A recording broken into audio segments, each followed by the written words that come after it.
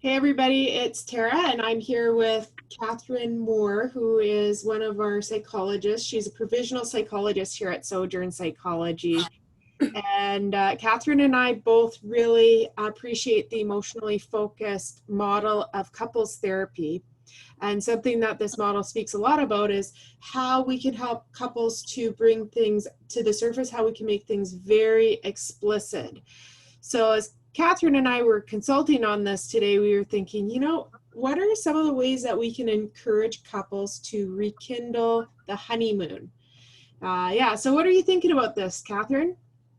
Yeah, well, just to add to what you were saying is a lot of times in our couple sessions, we talk about the cycles that don't work to try to make some improvements there.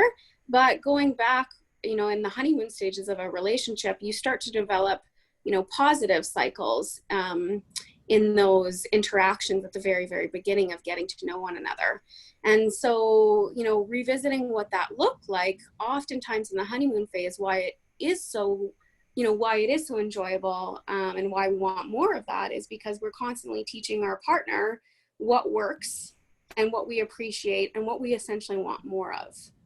Yeah, that's And beautiful. Yeah, those good things that initially drew us in that we saw in the other person or that we were trying to provide for them. mm-hmm. Yeah, absolutely. So I think we're just naturally way more explicit at the beginning stages because we are really reinforcing what we like and what we really appreciate.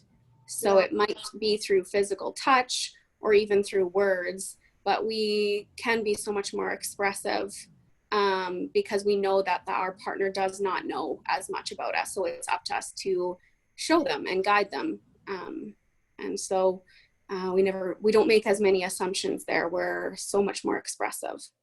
Yeah, I think that's true. And it's like reinforcing the positive or this positive cycle, those old good things that hopefully we're consistently building in. It's not necessarily going to diffuse the conflict cycle, but it's a way to just like scaffold up our relationship because who doesn't want some of that honeymoon experience? And I guess for you and I, Katherine, so what are some of the simple sort of things that we see can be tools that couples can use to reinforce the positive? Yeah, well, looking at the life you've built with your partner, there's lots of things that you have chosen to do over and over because they work. So those routines that you just have in, like you using the term scaffolding, the scaffolding that you've put in your relationship to be able to make it operate as effectively as it does, we need to make that explicit. So one example is, there might be dynamics between partners where, I cook every night and you do the dishes every night. Well, that might be happening every day, but if we're not highlighting how much that means to us and how that routine makes it easier for one another, we're really just not letting our partners in to really know how much that means. And Yeah, that's really healthy to be able to do that. exactly. I mean, the other day I came home and my husband had cleaned the garage and I forgot to notice it. But just that noticing of saying, wow, you did a really good job of cleaning the garage, that's something simple. We notice, or maybe we up it a bit and we compliment. It's like, this is something that's so good about who you are. You see these problems and you just take action on it. So complimenting and noticing would be similar to what you're talking about here. Yeah, and I think we do notice a ton in our relationships with our partner, but are we always taking the time to address that and make that explicit? Possibly not, because our lives are busy and it's ever evolving and changing. And so I think what we can do as individuals for our partner is it has to start with us just really making sure we're paying attention to those things and we're slowing it down enough to go, that's important. I need to be able to let my partner know that it is. I think that's key, Katherine, is just that slow it down thing. Like we get going so fast that if we would just take a moment to take a breather for ourselves, but then maybe there's also space to take a breath and be like, what am I thinking or feeling about my person right now? Like what is it that I could say to just remind them that they're my honeymoon? You know? Sure.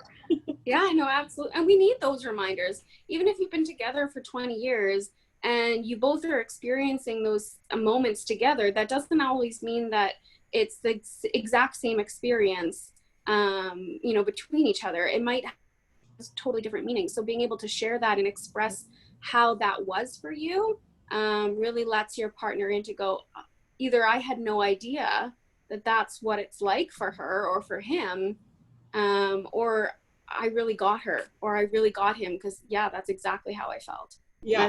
That's exactly what I knew her experience was.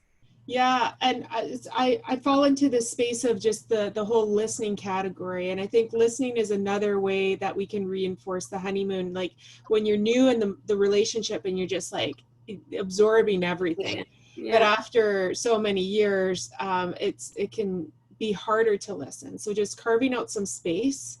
I think phones are a big thing. So sometimes it's like putting down the phone, but other times it's coming up to our person and being like, hey, I want to talk to you about something. Do you have time right now? Because we send up this signal of saying this is important and your listening is important. Otherwise, if we don't, and they're on their phone or they're distracted, we can be really upset because they aren't scaffolded up to hear us, kind of thing. Yeah, and I think that's awesome. Just making, like, requesting that, asking for permission is huge, because we don't even know what they're holding in their mind at the time too. So they might look physically open and available for a conversation, but mentally, are they? Emotionally, are they? So sometimes asking for that permission is really good too, especially when you're home with your partner, maybe more frequently right now than other times. There's sometimes that assumption that they are, because you know exactly where they are in the home type thing, but that's not always the case. No. And another thing that's really important about the honeymoon is all about like flirting and that lust and sexuality, and those things are really important. So making sure that you're prioritizing sex, that it's happening, that's kind of important. If you're not keeping track of it, then maybe you should start. The other thing is just flirting. So like flirting via text, or just like being silly, being, you know, a little bit reaching or funny about those things like you would have back in the day. Again, that's a way that we can just remind our person that we appreciate them. Yeah, no, I would 100% agree with that, for Yeah. sure. And you're a touch person, right, Catherine? You're saying, oh yeah, touch is like one of those great ways to just connect with our person.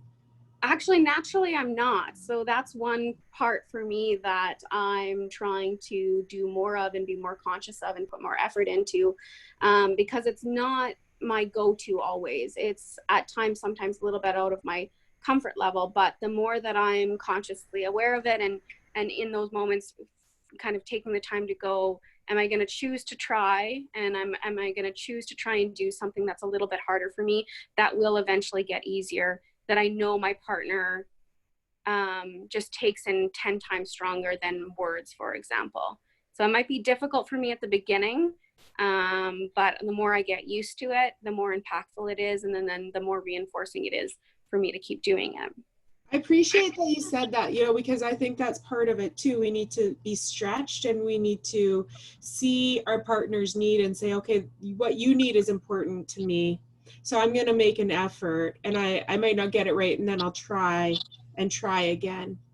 But the Right. theme that we're noticing here is just this thoughtfulness, that I Mm-hmm. see you and I care about what I'm seeing. I care about knowing you and hearing you. Right. And how can I express that in the way that you can take in? Mm. Right? What is the language of my partner? How does he or she need to be spoken to? What language do I need to use so that it is so much more well received? Yeah, that's beautiful, you know, because it is like, I might think that I'm meeting you, but it is like, how can you hear me? So I might say talk so that people can hear us. And we want to know, like, what is that hearing thing that's going on? Mm-hmm. Yeah. So just before we wind things down, anything else you want to say, Catherine? No, I think when it comes down to it, is just keep trying, be creative. I think the effort and the try that you give your partner, even if it, you know, crumbles a little bit, the effort is just so much of what your partner is looking for too. Awesome. Thank you, Catherine. Yeah, take care.